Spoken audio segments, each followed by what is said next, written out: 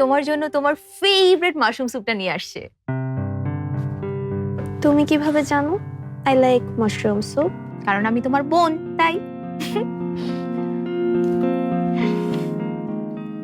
এখন কেমন আছো নিনা? বেটার। তাহলে এখন ছট করে উঠে স্যুপটা খেয়ে নাও।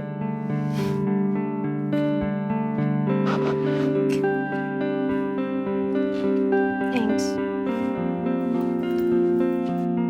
আমি সবসময় আমাদের ফ্যামিলিতে একটা ছোট বোন চাইছিলাম। আগে তো নাহিয়ান ছিল বাসায়, এরপর ও ইউকেতে চলে যায়, 5 দিন হয় তখন।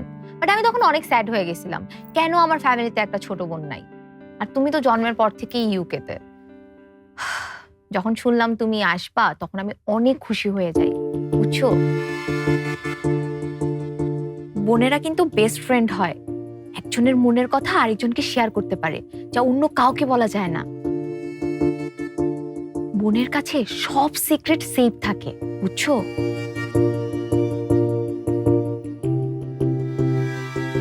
আমি জানি তুমি আমার ড্রয়ার থেকে এন্টি কাটারটা নিছিলা, আর 5 দিনের জন্য তুমি নিজেকে হার্ট করো নাই, এটাও আমি জানি। আমি তোমার নোটবুকের ড্রয়িং গুলো দেখে ফেলছি না। Are you spying on me? না না, স্পাই কেন করবো, সামনে পড়েছিল তাই দেখছি। Leave, just leave, leave. I hate you রাশা।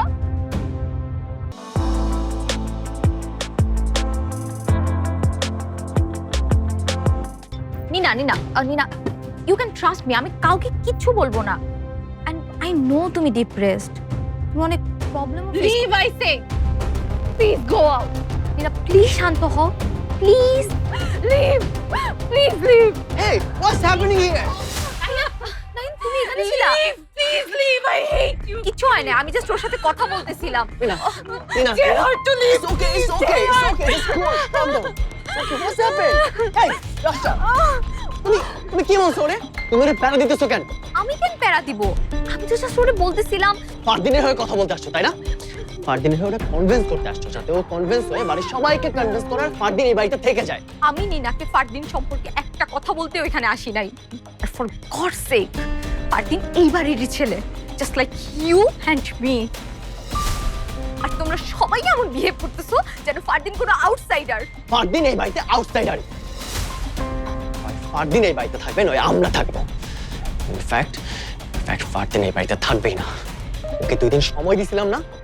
তোমরা যা শুরু করছো, আজকেই আমি ওরে বাড়ি থেকে বের করে দেবো। আমি ওরে এক্ষুনি বাড়ি থেকে বের করে দিব, তারপর যা হয় সেটা আমি বুঝে নেব। Nahiyan, Nahiyan please hold on. Seriously Nina, এরপরেও তুমি সত্যিটা বলবা না? ফারদিন সব জেনেও তোমার এগেইনস্টে একটা কথাও বলে নাই নিনা। ইভেন ছোট মামার কাছেও স্বীকার করে নাই যে তুমি মিথ্যা বলতেছো। ছোট মামা যখন ওকে জিজ্ঞেস করে ও কি বলছে জানো? ও তোমাকে প্রমিস করছে, আর ওই প্রমিস ও নষ্ট করবে না।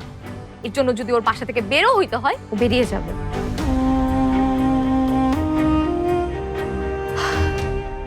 আমি শুধু তোমাকে এটাই বলতে আসছিলাম, কোনো ভুল না করেও যেন ফারদিনকে শাস্তিটা না পেতে হয়। ওকে এমন পানিশমেন্ট দিও না, প্লিজ।